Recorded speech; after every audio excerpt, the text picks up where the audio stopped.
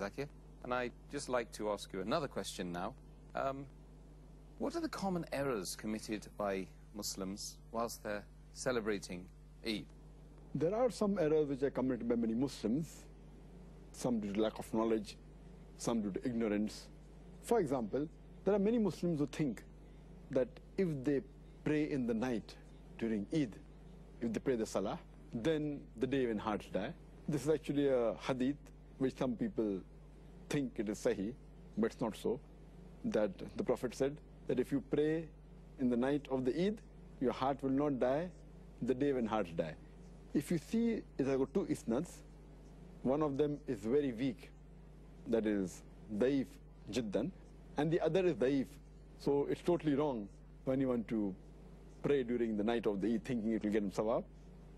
To single out that night only for praying is not allowed, unless a person is habituated for praying in the night and then he prays, it's no problem. But to single out the Eid night only for prayer, it is wrong.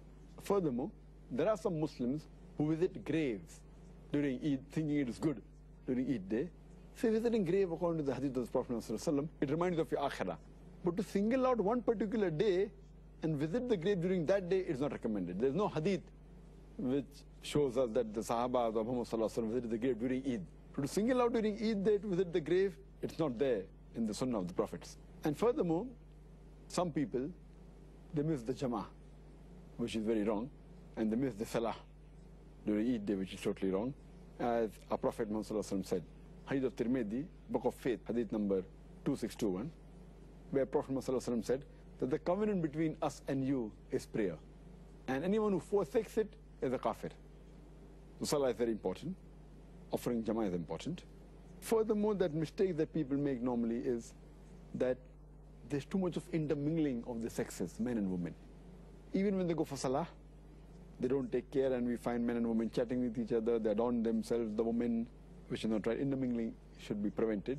And for the places where Eid are offered, in the Eidgah, or if it's in a mosque, then it should be seen to it that there are separate entrances for the men and women. Equal but separate facility, so that this intermingling is avoided. Furthermore, there are some women who adorn themselves, who put perfume, who don't do hijab. Now this should be avoided. When they come in front of a nah-mahram, they should be in hijab, they should be properly covered, they should not wear perfume, they should not adorn themselves, they should not attract the opposite sex, the nah-mahram. If they do it for the husband alone, it's good, alhamdulillah. If they do it amongst the women only, no problem. But for the nah-mahram, it's not allowed. It's mentioned in the hadith of Sunan Nisa'i, hadith number 5129, where the beloved Prophet said that any woman who wears perfume and passes so that people may smell her perfume, if she wears the perfume and people smell her perfume, it's as good as she is an adulteress. So these things should be avoided. Further, some of the Muslims, moment Eid day comes, they watch movies, they hear songs, they sing, they dance, they play musical instruments, and all these things are nothing but khutuwatu shaitan.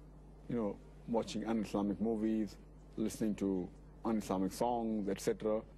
As our beloved Prophet ﷺ said, it's mentioned in Sahih Bukhari, point number 7, in the book of drinks, hadith number 5590, the Prophet said that there will be a time when there will be some people from my ummah who will say that illegal sexual intercourse, drinking intoxicants, wearing silk, and playing of musical instruments are halal, is legal. So we have to be careful that we should not be amongst these people.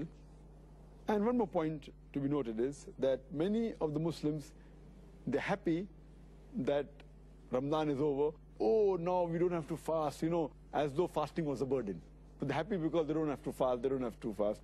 Rather, they should be happy that Allah subhanahu wa ta'ala made them complete the month of Ramadan, made them fast. That should be right, because fasting is worship. They should be happy for that they were able to complete, rather than be happy that it was something burden which they finished. So these things Muslims should avoid. Final question today, Dr. Zakir.